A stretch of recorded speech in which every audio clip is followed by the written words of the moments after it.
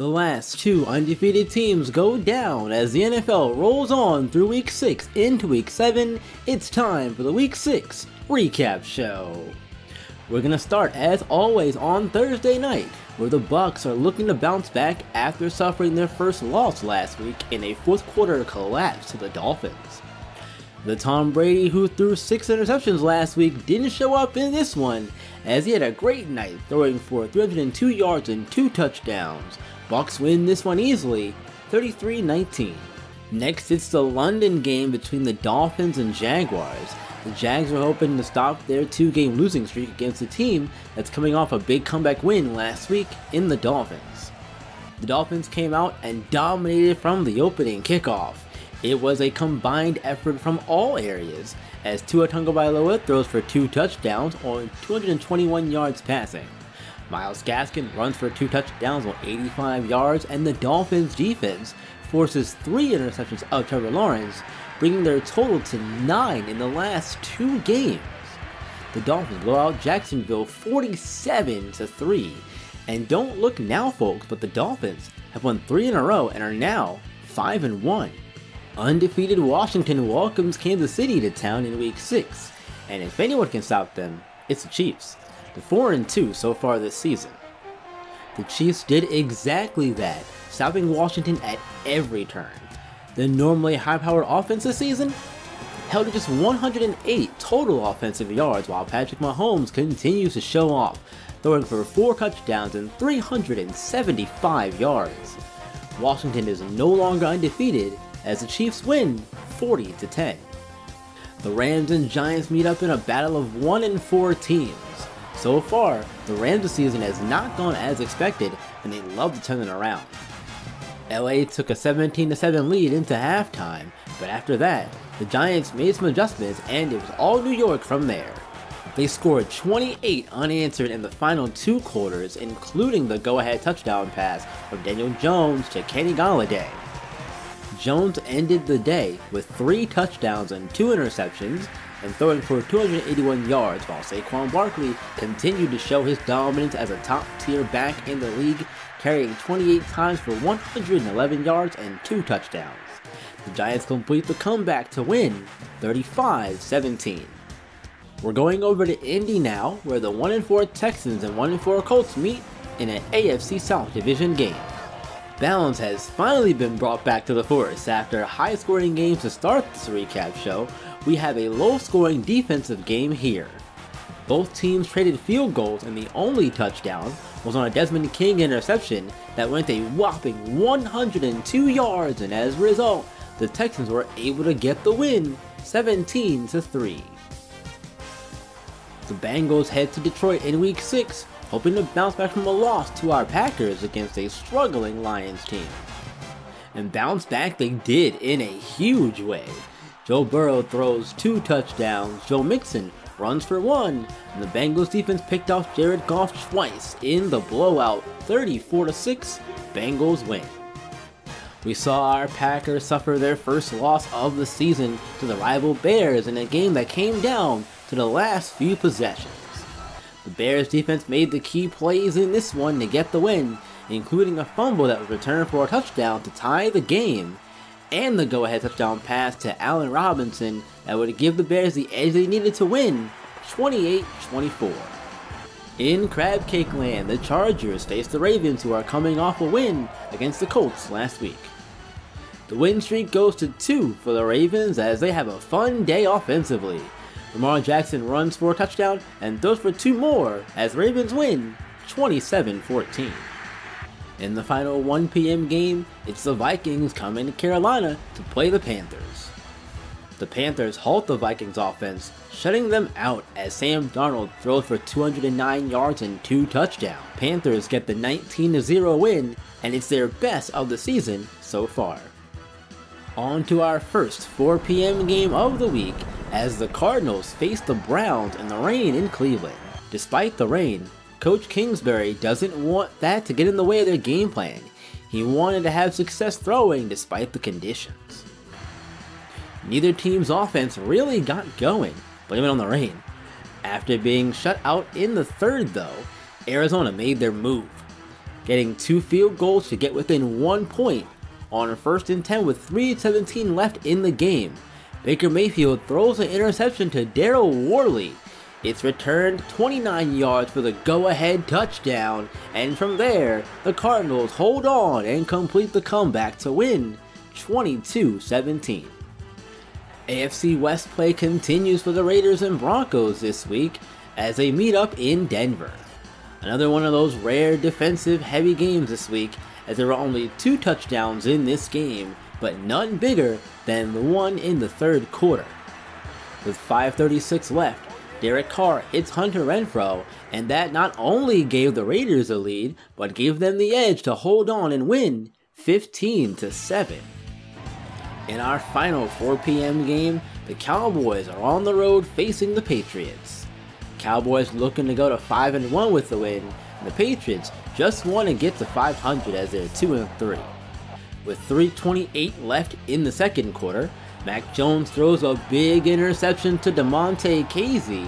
It's a 51-yard pick six.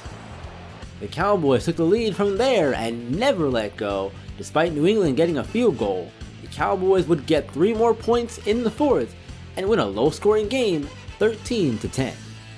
In the Sunday night game, it's Russell Wilson versus Big Ben as the Steelers play host to the Seahawks, who are winners of their last 3 in a row.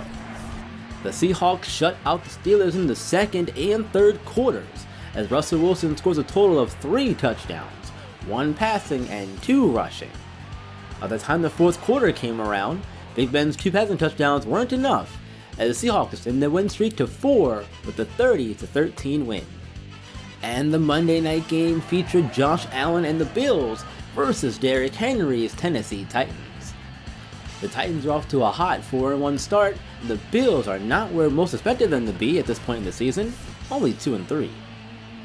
Buffalo jumped out to a 21-7 lead at halftime, but the Titans would not be held at bay for long, getting it to within 1, trailing 21-20.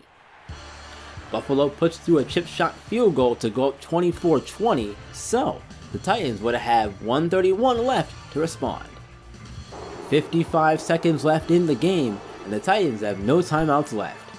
Tannehill's pass to Julio Jones is picked off by Micah Hyde, and that puts an end to the Titans' hopes in this contest as the Bills break even with a 3-3 record, now winning 24-20 despite Derrick Henry running for 136 yards.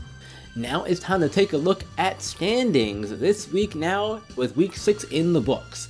Starting in the AFC North, the Ravens lead the division 5-1.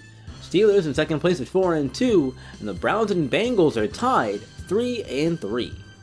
In the AFC South, Titans in 1st place at 4-2, Jaguars in 3rd, losers of their last 3, now sitting at 3-3. The Texans are 2-4, and the Colts bring up the rear in last place, 1-5, losers of their last 5 in a row.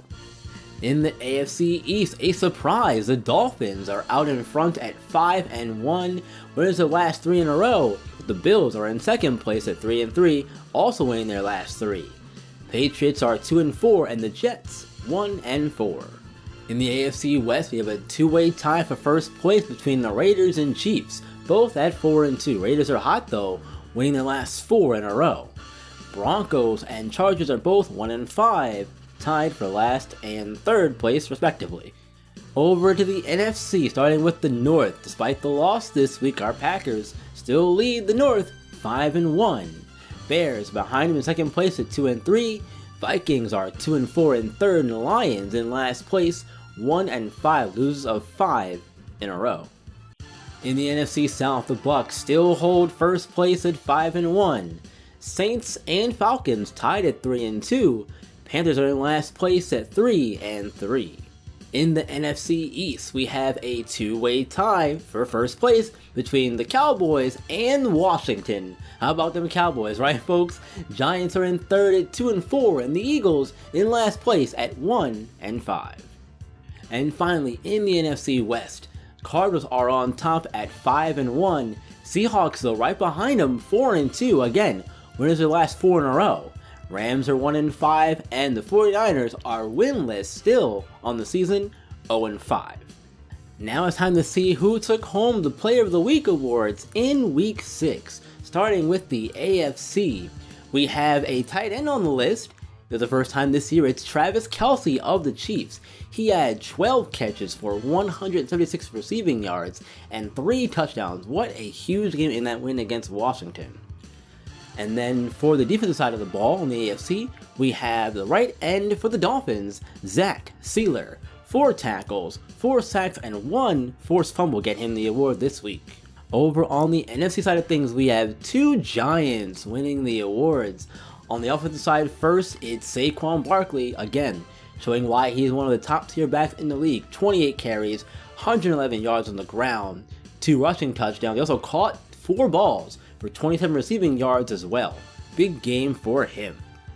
And on the defensive side for the Giants, it's Ifeadi Odenigbo. He had 6 tackles, 4 sacks, and 1 forced fumble as well. A big day for the Giants in their comeback win against the Rams. Congratulations to all the players who won the awards this week for Player of the Week, but now we're going to take our first look at the league leaders here in Week 6. The passing yards leader is Russell Wilson of the Seahawks. He has 2,508 passing yards through the air, and he also has 14 touchdowns to 11 interceptions. If you're curious as to who the passing touchdown leader is, that is Ryan Fitzpatrick. He has 2,194 passing yards, but 17 touchdowns to 0 interceptions. In the rushing category, Derrick Henry leads the league in rushing yards with 966 and 6 touchdowns, but the touchdown leader is Lamar Jackson. He has 9 touchdowns. Saquon Barkley is right behind him with 8, and Derrick Henry's in third with 6. Jackson has 581 yards on the ground, and Saquon Barkley has 523 yards on the ground. The receiving leader in the NFL is Scary Terry McLaurin. We'll see him this week, our Packers will. He has 734 yards and 8 touchdowns, both lead the category. On the defensive side of the awards, we have a 2-way tie for the sack leader in Draymond Jones and Danielle Hunter. Both have 13.5 sacks so far this season. The tackle leader is Chargers linebacker Kenneth Murray Jr. with 70 tackles. Jamie Collins right behind him with 62, and Blake Martinez in third with 60. And finally, the interception leader is Miami Dolphins cornerback Xavier Howard. He had 6 interceptions last week against the Bucs, and he now has a total of 10 on the season. Now it's time to take a look at the upcoming game for our Packers, and it's shaping up to be a fun matchup between Washington and Green Bay. Both teams are 5-1 and have amazing offenses and defenses. Our Packers will have to attempt to stop Terry McLaurin, who, as I spoke about earlier, leads the league in both receiving yards and touchdowns. We can't forget about Ryan Fitzpatrick either, because he's having a career season so far. The 38-year-old so far this season has 2,194 passing yards and 17 touchdowns as well. And get this, 0 interceptions. That's right, 0 interceptions. While our Packers have Devontae Adams to counter and Aaron Rodgers throwing the ball to him, on paper, this looks like this could be the game of the year so far for our Packers. Let's bring this on home, shall we, with a look ahead at some things to look forward to in Week 7. We have a potential playoff preview this week as the Chiefs go on the road to play the Titans. The Bengals go on the road to play the Ravens, with both teams coming off wins. How will that one shake out? And lastly, the 49ers have a home game against the Colts. Can they finally get their first win of the season? We'll have answers to all those questions and more in Week 7, so stay tuned for that episode coming up here in a few weeks. And that brings us to the end of the Week 6 recap show. Thank you all so much for watching. I appreciate it as always. If you're new here and like this video and you want to see more of my content, consider subscribing and hit the like button. And for those who are already subscribed, thank you so much, and you too can hit that like button to help this reach more people. It's a snowball effect here on YouTube. And if you'd like to support me further in a more personal way, check out my Ko-Fi page where you can get extra perks such as early access to videos and more. Anyways, I'm done talking for real, y'all. Until next week, guys, gals, and non-binary pals, you know what to do. Keep on shining and keep on grinding. I will see you all in the next one.